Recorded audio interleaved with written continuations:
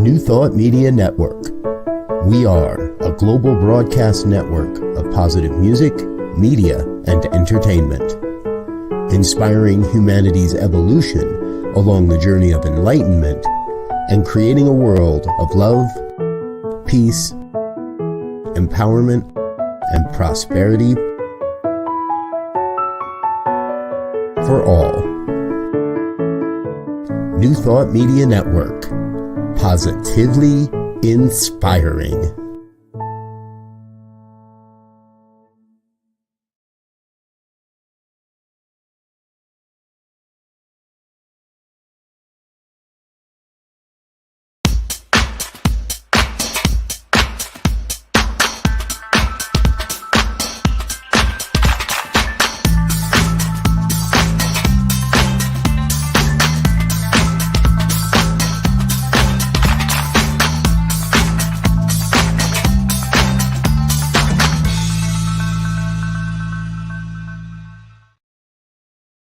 Why, hello there. It's me, yes, me, Bonnie Gonzalez, your doula for grief. I want to start this time with just being in gratitude. I am in the deepest gratitude for your presence here with me right now, today, or whenever you're watching. I am in gratitude for you as a viewer. Without you, there would be no me. There would be no need for me. So I am so filled with gratitude that you are joining today. And my other note of gratitude is for my producer, Joe Rothenberger, who is here with me every week and bugging me during the week for the show information. But he's here and supporting this particular program, and he has other programs, but I am in gratitude that Joe is supporting me today. And my other area of gratitude is for New Thought Media that allows me every week to talk about a topic that is my passion, that just brings me alive. But I know it's a difficult topic for so many people. For so many people, it's very difficult. I think I talked about this last week, that the number one thing not talked about, which I thought was death, was something that we don't talk about in our culture. But I was enlightened that it's grief that we don't talk about. So I am just honored and feel like it's a privilege to be able to discuss this, to be able to bring grief out of the shadows of our lives and right smack dab in the middle of our lives. Demystifying grief, unpacking it like a Christmas present, if you want to say, if you want an analogy, because inside of that, maybe it has ugly wrappings and it's not desirable, but inside of grief are some true valuable lessons and gifts. You know, grief transforms us. We cannot go through a period of deep mourning and grieving and come out the same. No, grief transforms us. And with that said, that is why I feel it's so important that we are able to be in dialogue about grief. And grief's superpower, believe it or not, grief's superpower is healing. It's right there. The thing that we want to avoid the most is the thing that can bring us understanding, clarity, help us move through those painful moments and come out with a realization about our loss. And before I get too wrapped up, I should say a little bit about me. I remember the other day I was watching a video, and this person never said who they were, their qualifications, or any of those things. So again, I'm still Bonnie Gonzalez, and I am a grief coach.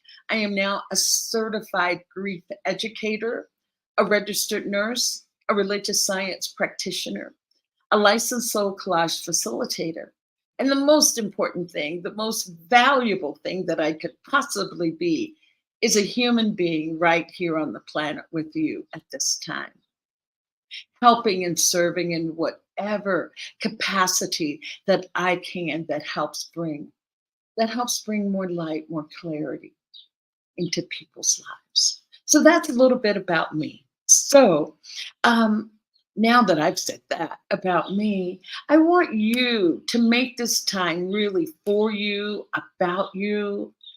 Um, Drop a comment in the comment box, a question. Would just love to know, or if you just want to say hi and just where you're from, where you're viewing from. I would love to know that you're out there. And I know that people do watch later. And if you have a question later, that's okay, because you can still pop it in there and I will definitely respond. I also have an email. I have an email, Bonnie at yourdoulaforgrief.com. Or you can just check out my website, yourdoulaforgrief.com. So I think we got all those things cleared up, making this for and about you. And I just thought maybe if you just grab yourself a cup of tea or a cup of coffee, glass of wine, whatever makes you feel relaxed and ready to receive information, that would be just wonderful.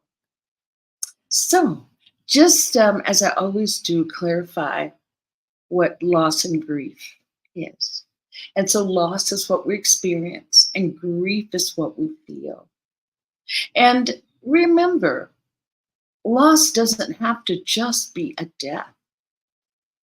I was talking with someone over the weekend who had lost a home, to a fire, which is so devastating. And they were truly in a state of grief. Though they were very fortunate, no one was injured. It was just one of those freak accidents that happened, but no one was injured. But they were still in a state of grief. I have a lovely friend who is really struggling to recover from a very serious illness, and he's in a state of loss for the life that he had before this illness took away what he felt was his quality of life. And he has that right to feel that way. It's not up to me to say, oh yeah, but you should be grateful that you're alive or you haven't. No, that is one of the things that we do need to do. It's just honor where people are in their grief. Talking a little bit about, living in a state of toxic positivity. Toxic positivity is just as dangerous, if that's a word. It doesn't allow you to live fully, put it that way, as being in a depressed state and feeling as if you're not moving through. So there's a balance, and that's what I'd like us to be able to talk about. What's the balance? Yes, my friend that has this difficult problem and just really struggling to get back. Who knows what it's going to be like when he does make a full recovery, who he'll be, and the gifts that he's gotten from this. Just like a dark night of the soul can bring us gifts as well once we move through it. So I was saying that loss is what we experience and grief is what we feel. And not only death, but we suffer a myriad of losses in different ways. And not to feel like, oh, I don't know, just because my, best friend and I are no longer friends, it's like, wow, they're still alive. I should be grateful in that sense. But it's like, no, whatever you're feeling. So from those losses is grief. And grief is that emotional state. Grief is what that loss pushes us into. That the grief, the loss turns into the grief of sadness, anger, maybe even rage, some sadness, depression. How about confusion and numbness? I think sometimes those can be Even worse than to feel enraged is when you're numb. So knowing that all of that is to be expected, and remember, no one has the right to tell you how to grieve or to tell you what you should be feeling. Honor where you are, honor what comes up with that grief and loss. And one of the ways to move through grief is knowing that grief, I call it the 3 pillars of healing our grief. And what that is that grief needs to be heard, grief needs to be shared, and grief needs to be validated. You need to talk about grief. I found that grievers just need a place to empty, a place to empty. Can you be that friend that's there to listen and allow them to empty without judgment or giving advice? Yeah, without judging or giving advice, but just to truly listen, to just truly come from that place of empathy within. So with that, honoring grief and loss, knowing that that grief needs to be validated, grief needs to be shared, and grief needs to be heard. And that's what we're here for each other. You know, grief is a very communal thing. Sabon Fusome, an African folk teller. She made her transition a little bit ago at a very young age. But from her tribe in West Africa, she would talk about that if someone in the tribe experienced a loss in their family, it wasn't like, Sabon Fu is grieving the loss of her mother, brother, or Sabon Fu is in grief. It's like, no. What they say in that village is that grief has found us. Grief has found us because grief is contagious. People can feel it. We can sense it. We can sense when our friends are sad, and knowing that. So know that grief is a communal thing. And if it's shared, heard, and validated, wow, it makes the moving through that so much easier, so much easier. So, with that said, I wanted to talk about our theme for a minute.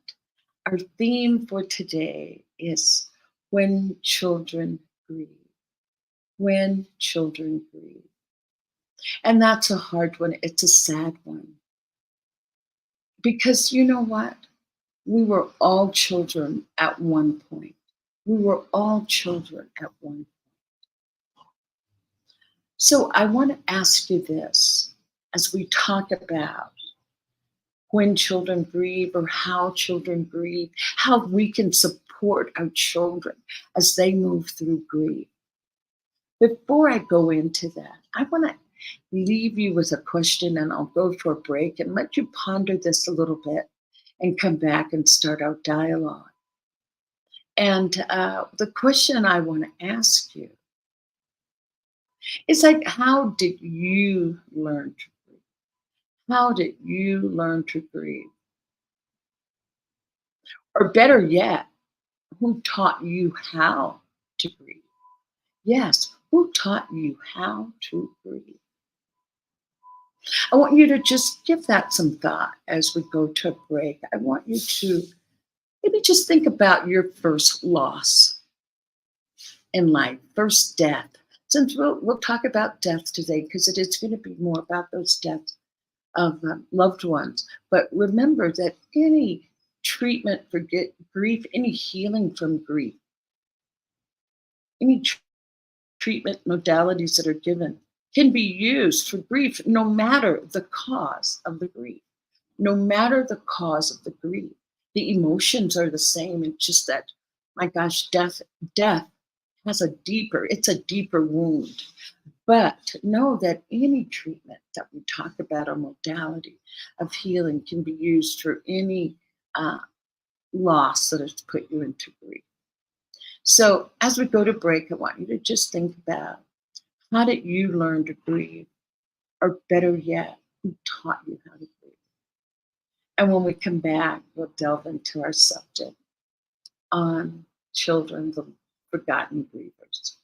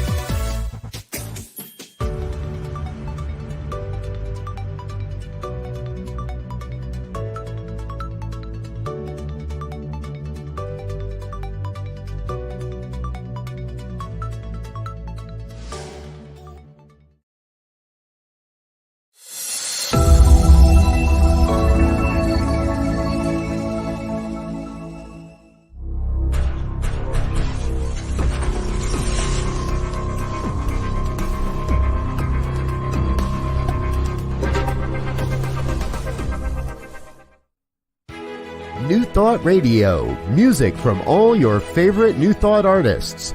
From Jamie Lula, Karen Drucker, Gary Lynn Floyd, Ricky Byers, Daniel Nahmod, Eddie Watkins Jr., and many, many more.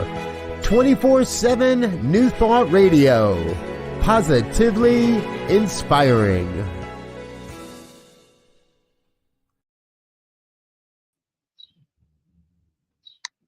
Hello there. So, did you give those questions a little thought?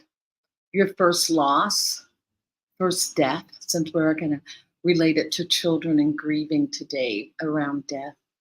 But know that, as I said, anything that I say about grief and death can be applied to any other cause of the grief.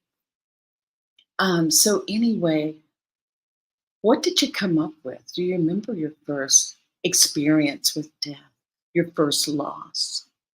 I was thinking of that. I remember for my first loss was my grandmother, and I think I must have been around 8 or so, but I don't remember anybody exactly saying exactly what to expect. I just knew that everybody in the family was really sad.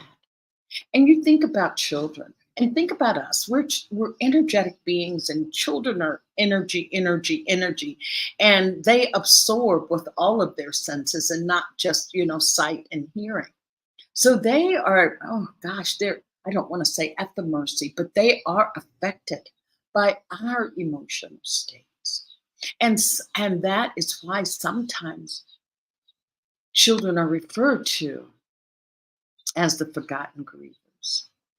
And not to shame anybody. I don't want anyone to feel bad about past behaviors during a intense loss.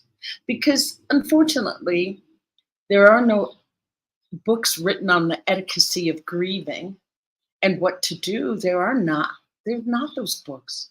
We just do the best we can as we're moving through, the best we can at that time. And as Maya Angelou says, when we know better, we do better.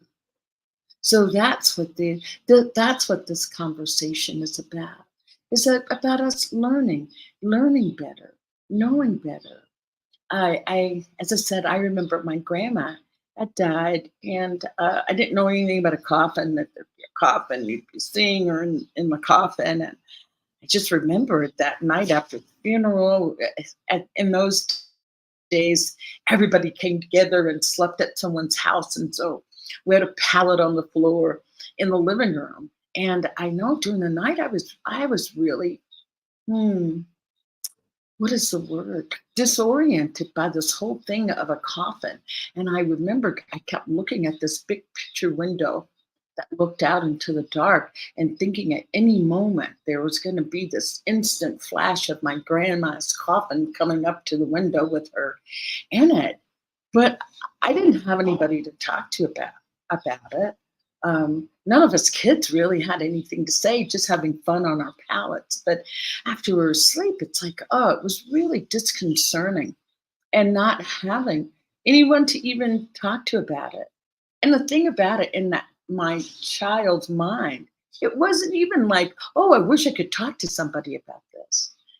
That I didn't have that sense of awareness or that type of a consciousness.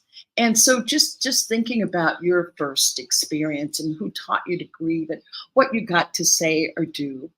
I was talking to someone who said that same thing. She was a child, and she said her parents didn't even tell them they were going to the funeral. They just told the kids it was her grandfather's funeral, I believe she said. And the parents didn't even tell the kids they were going to the funeral, that grandpa had died. Oh, excuse me. And not having any sense of awareness of, well, where's grandpa? Not that they went to bury grandpa at all. And I think the biggest way that we can help our children is by letting them see you grieve. Letting them see you grieve by saying, yes, I'm sad today. I miss my sister Linda, and I'm just heartbroken. Let them see you do healthy grieving, but also let them see you do healthy living. That, yes, I'm sad right now. I am sad, and I am just, tearful and missing my sister. But also letting them see you going out to a movie, going out to dinner and socializing with friends. Let kids see you do that. But I was just going to say that so often we are so caught up in our grief that we do forget about the kids. And that's why it's, they're titled The Forgotten Grievers, because adults are so immersed in their own grief and not browbeating at all, but just asking to remember, making some awareness around that. Like, oh, yeah, okay, yes. The kids may have questions. They may be feeling sad as well. And knowing that kids are really, they just can't process all the grief at once. They don't have that capacity. I think a lot of the issue with adults is that we have those past memories. So we're, thinking about the past. We're thinking about the future, the Christmases that we won't get to have with my sister Linda, the birthdays I won't be able to celebrate with her. She won't be able to come to my birthday. The kids don't have that. They just don't have that. Kids are really in the moment. And knowing that in the moment, kids can be sad. Kids can be really sad and crying. But if you say, oh, do you want to go to your friend Bobby's house for a birthday party? It's like, yeah, I'm ready to go. A birthday party. Yes, I can't wait. Or you want to go out for ice cream? Kids are able to move through those emotions really quickly. Not that they don't come back and resurface like they do in us, but they're able to be in the moment. Just like, think about if asking the child if they want to go to a birthday party. If somebody asked me right after my sister died, hey, you want to go to a big party down the street? I would be like, are you crazy? I would have been so upset that anyway, children don't have that.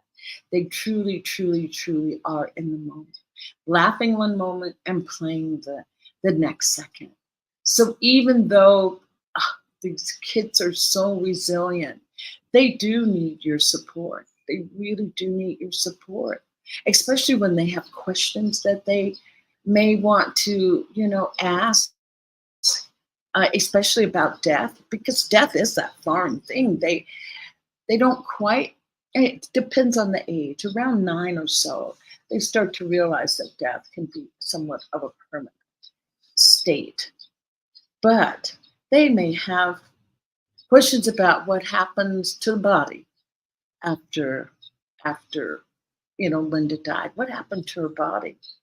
I remember, unfortunately, it's been so long ago. I wish I could remember more of the details. But my first husband, his sister was just a young woman. She was 30, and she had a 7-year-old. But when she died, the 7-year-old was without his mother. And at that time, he was staying with us until his father was in another location.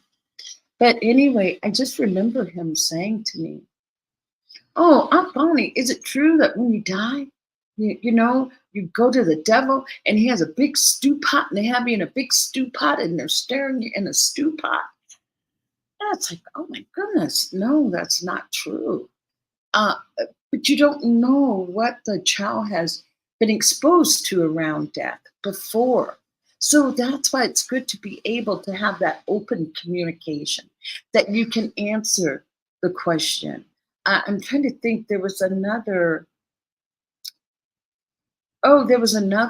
child, and this is about being honest though, another child that they said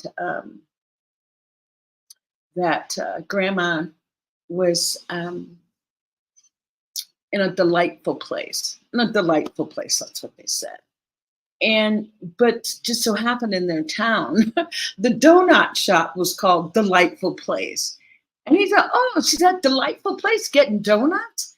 And it's like, no, that's not where she is. So that's why truth and honesty goes such a long way with our little people. And if they are asking questions, let them take the lead. Just be in curiosity to see what questions they have. And try, if you can, not to be upset, appalled, taken back, or shocked by some of the questions that may come up. Because then what happens if they feel like, oh, you're shocked, and then they're in trouble, then they feel like they can't ask the questions as they come up. So just be open and answer their questions.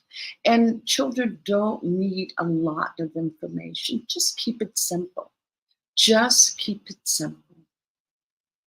Knowing that as a question comes for them, if it's answered quickly, then they too can move forward. And knowing that they will continue to process this loss at different stages of their evolving and growing in consciousness. So just be there and allow them to ask the questions that they need to ask. And just be a good listener.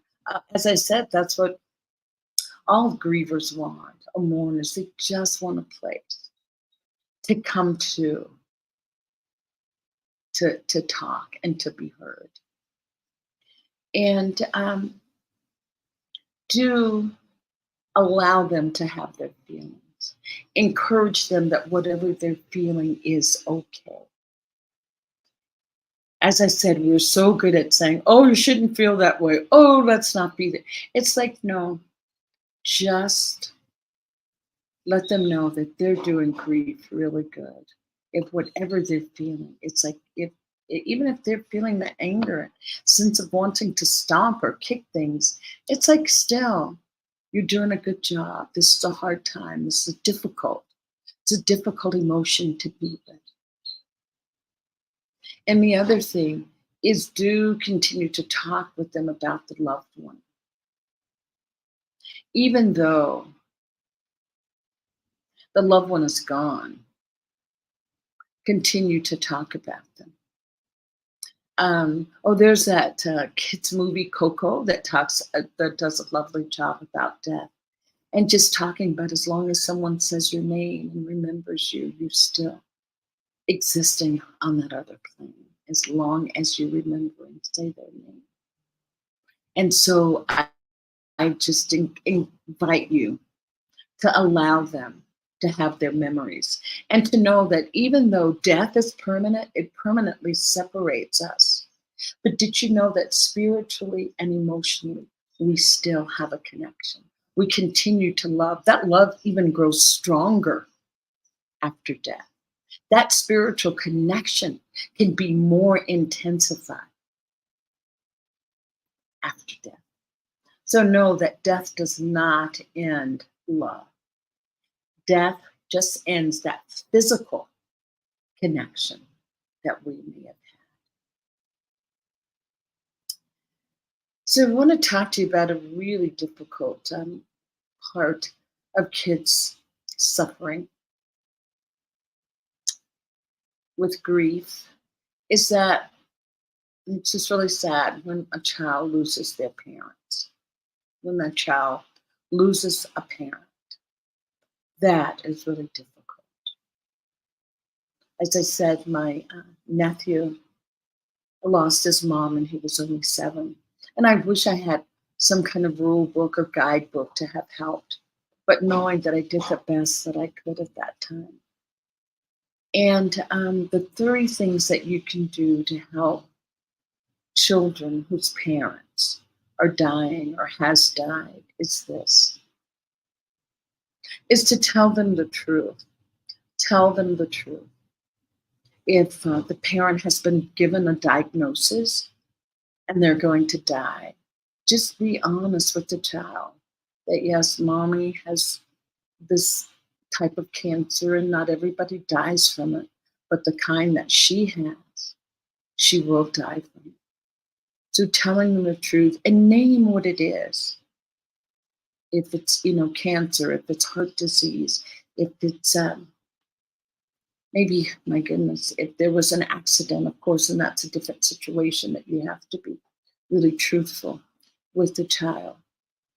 But also the 3rd thing, so tell them the truth, name the illness, name what it is that's taking them away or what's causing their death. And the 3rd one is to tell them what's going to happen with them. That yes, once your mom dies, you'll be going to live with Aunt Bonnie and she'll be taking care of you. Or since mommy won't be there to pick you up from school anymore, Uncle Ricky will be picking you up from school. I'll be packing your lunch every day when your mom is gone. To let them know that there is a safe haven, even though their world has been rocked, as if the rug has been pulled from under them, but giving them as much stability and encouragement as you can. And also answering their questions around that death. As I said, it's always good to start with the truth. And sometimes some circumstances around death can be really difficult. Say if daddy died by suicide, what do you tell them then?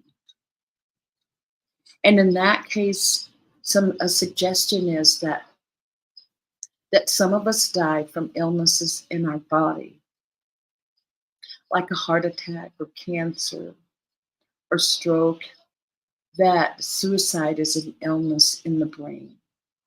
Death by suicide is an illness in the brain. And so is the addiction if someone dies from a drug overdose, another illness of the brain. And this is from David Kessler's teaching that this information comes from. And unfortunately, if someone has been murdered, that is difficult, because know that you as a person that is their caregiver or the person that is talking to them and responsible for them, you yourself are going to be in such an emotional state that you may need support. And if you can't do this or have this type of conversation, have someone that you trust, have the conversation with them.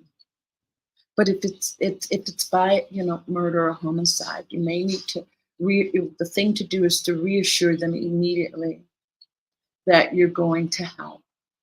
You're going to help them. You'll be there with them. And of course, maybe there may be some questions that need to be asked by the police. Just reassure them of how uncommon this is, that this is not an everyday occurrence. Because what we don't want to do is scare them, thinking, oh my goodness, all you have to do, well, anybody could get murdered at any point. It's like, this is unusual, this is rare, this is so unusual. Because we want our children to continue to feel safe. Even though the situation is just horrific, we want them to feel safe. And we want to do everything that we can to assure them that they are safe.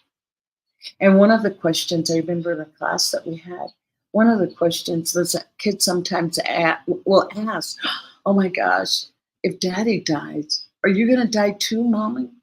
And the question is, at some point, but not right now, that mommy's doing everything that she can to take care of herself and to be healthy so that she can live a long life to help take care of you. So know that they may have those kinds of questions of maybe suddenly being abandoned by both parents. So I think that's a lot to take in. So just give yourself a breath to just breathe that information in. Just breathe that information in. And what we'll do, I'm just going to take a quick break, and then we'll come back and continue the discussion. And we'll come back. When we come back, the topic will be, should children attend or participate in the funeral? So we'll just have a quick break and come right back.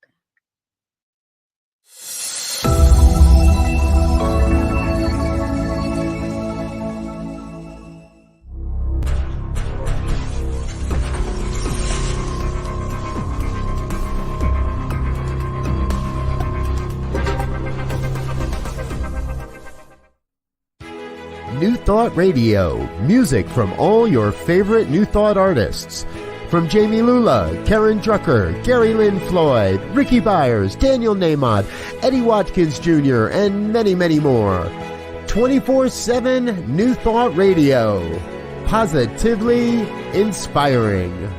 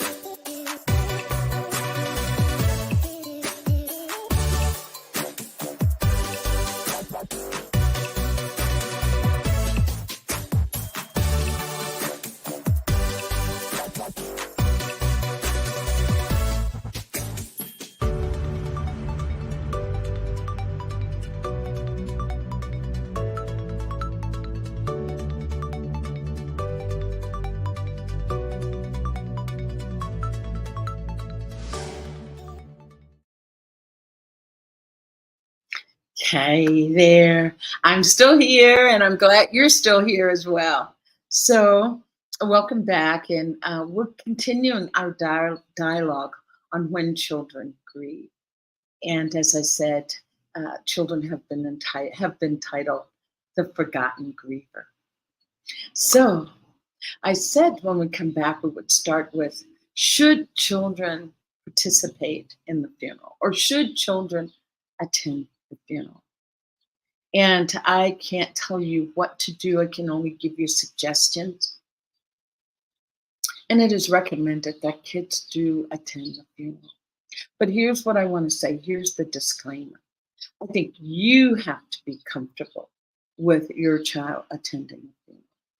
You have to be comfortable with that.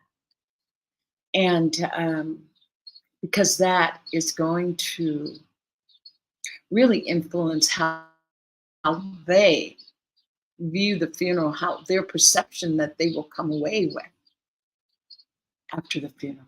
I mean, if you are just, oh my goodness, nervous about attending a funeral, freaked out about it, and oh my gosh, I don't want my kid to go, and they'll just be freaked out about it. Well, I think you're thinking of you, and that's okay. If you don't think that you can be there to to support your child in the way that makes it healthy, then maybe you need to really just sit with that decision. David was giving an example of someone asking their 4-year-old, 4 or 5-year-old, if they wanted to attend daddy's funeral. Because, of course, the person is devastated with loss and grief.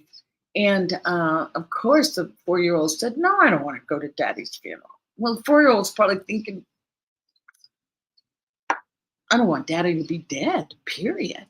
So anyway, so he said the person did not take the child to the funeral. And then like a year later, the child asked, when is daddy's next funeral? Because I want to go. So you see, they don't have a concept.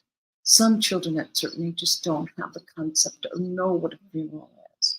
So therefore, it's on you to use your best judgment at the time. And I know that we all have cultural practices and different faiths and beliefs, but if you can, allow them to attend the funeral. And here's what I will say. If you do make the decision to allow them to attend the funeral, tell them what to expect. Tell them what to expect. That people are going to be crying. People are going to be sad. If there's going to be a coffin, explain that there will be a coffin. The body will be in the coffin, and maybe it'll look like they're sleeping, but they're not sleeping.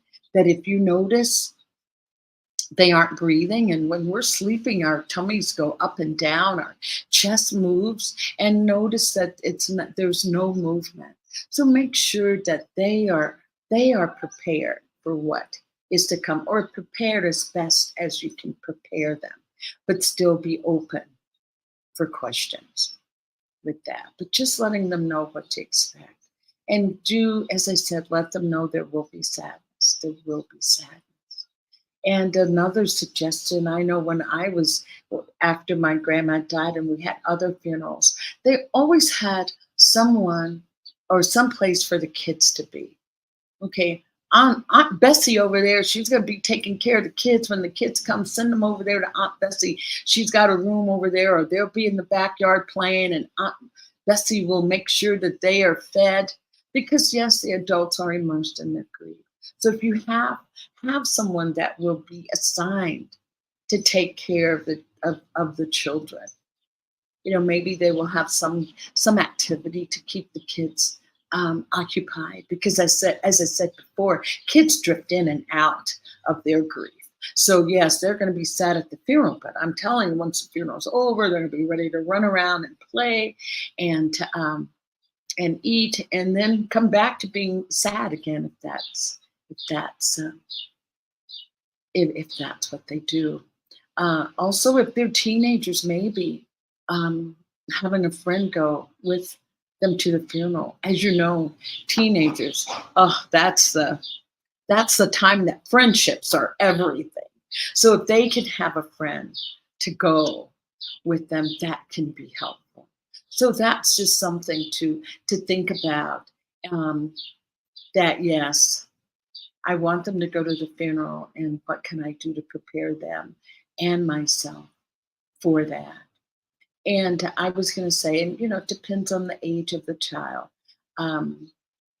as to how you proceed. Another area I want to touch on briefly. Gosh, I can't believe the time is going so fast. But anyway, the other subject that I want to talk about briefly is how can you help your child transition back to school? Because remember, during this time, kids really need their routine. They need their routine, and they need their friends. That is their way of coping and moving through the world. It's through their routine. So you want to get them back to school. But remember, kids can be a little, they don't want to stand out. They don't want to be different from other kids. And it's advised that the teacher not say, oh, welcome back, Bobby, so sorry to hear that your dad died or that your mom died. And the class is so sorry. They don't want to be singled out like that. So it is best that if the teacher wants to acknowledge his loss, maybe have the kids sign a card or make some kind of painting for them that it's given to the child privately so that he's not embarrassed in front of the class. And the big thing about getting back to school as well is that kids need their routine. But you don't want them to miss so much school that then suddenly they're behind in their studies and they're having more and more anxiety because of that. You want to try to really get them back to a place where they can ease back in without having missed too much time and not having any undue or unnecessary extra stressors. But do check in, make sure if they're sleeping okay, are they eating okay. If you have older children or even younger children, you may want to try a bereavement group. That can help. That can really help. And the idea, even if they say, no, I don't want to go, it's recommended that they go at least 3 times, at least 3 times. The first time could be truly awkward. The second time, they're starting to notice other kids. The third time, they may have made a friend. There's Susanna. Her grandpa died last month, and they start to make friends that way. So know that getting back to school can be just a wonderful keeper of their routine or returning back to their routine. And you may want to check in with, the teacher, make sure that to see how things are going in school. So I'm going to stop there. That's a lot to take in. And there's more, and I'll do more on another episode.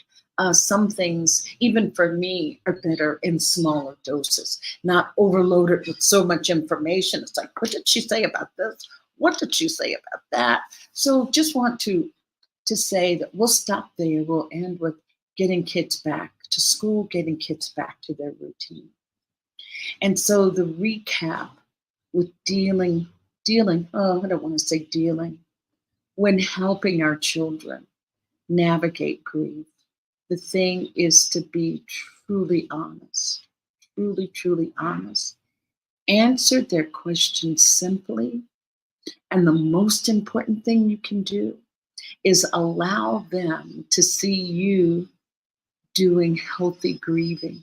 Allow them to see you grieve. Allow them to hear you talk about how sad you are or how much you miss your loved one. Let them know that that's okay. And then again, let them see you go on with living. Let them see you going out with some friends or going to lunch or having a little party at your house if that's what you'd like to do or if that's what you do. So anyway, those are the 3 most important things that you can do to help children navigate grief. So thank you for that. Thank you for listening to that. And if you have any questions about anything that I've said, anything that I've said, I don't know, did I knock myself out? Oh, sorry, I touched the wrong button. Suddenly it's like, oh my goodness, where am I? Oh, I see that we have a question. I had something up and I didn't see the question from Sean. And he says, okay, at the age of 4, my parents got divorced. Yes, Sean, that's difficult. Something in me knew that was the exodus from Eden.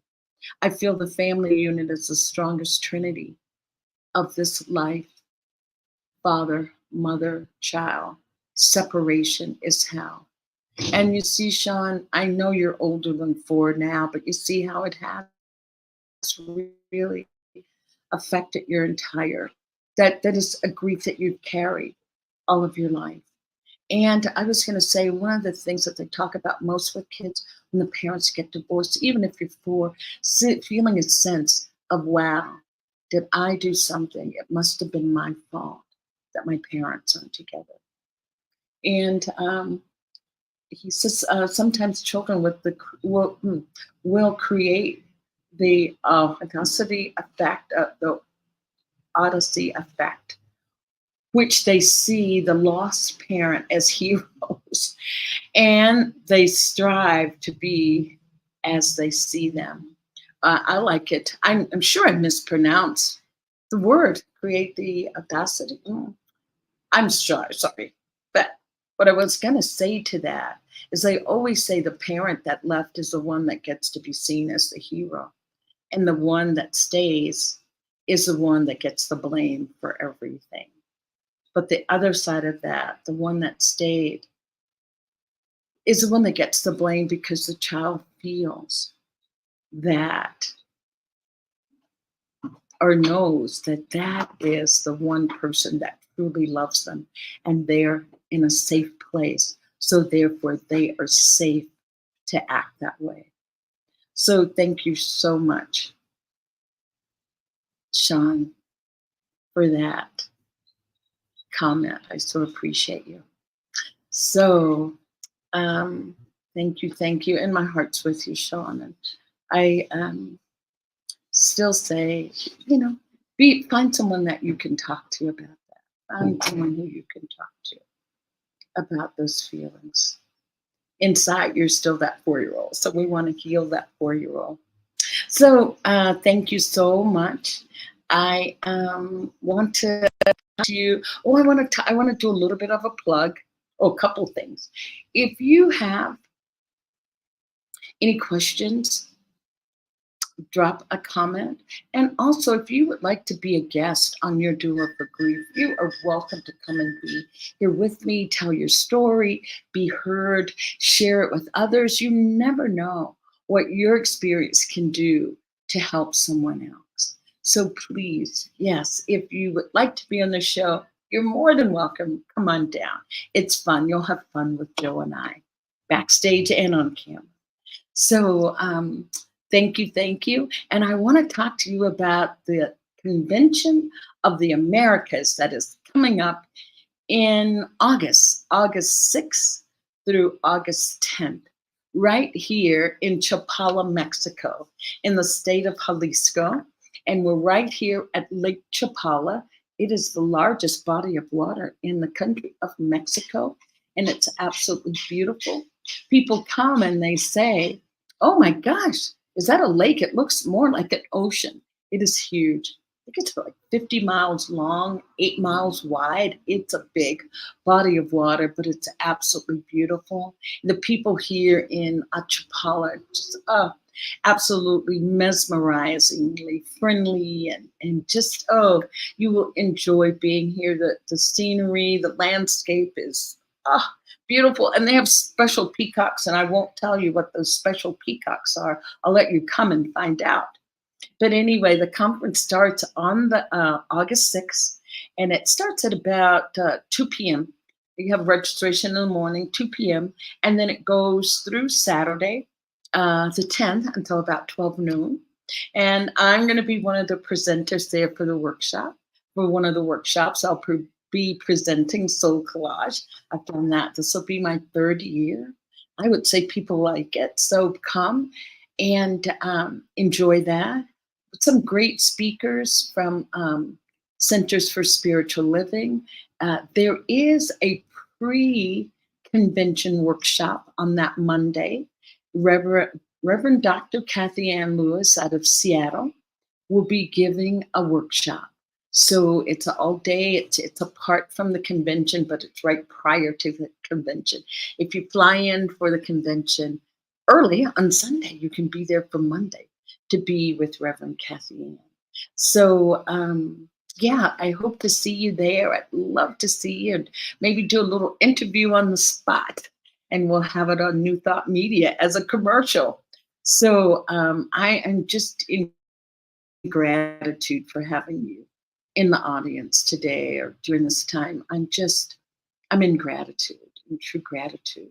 And I just want so deeply to be able to help you with children to navigate grief, because we're teaching them how to grieve as we grieve. So let's do some healthy grieving. I say good grief leads to a good life. So good grief and a good life. So I want you to take this time, and I just want you to go to the mirror. I want you to look yourself in the eye. Look yourself in the eye. And say, what do I need today? What do I need today? What does my soul need? And answer that need. Honor that need. Fulfill that need. And with that, I say, don't do grief alone. Don't do grief alone. Thank you so much for being here. Namaste. And so it is. New Thought Media Network. We are a global broadcast network of positive music, media, and entertainment, inspiring humanity's evolution along the journey of enlightenment and creating a world of love, peace, empowerment, and prosperity for all. New Thought Media Network. Positively inspiring.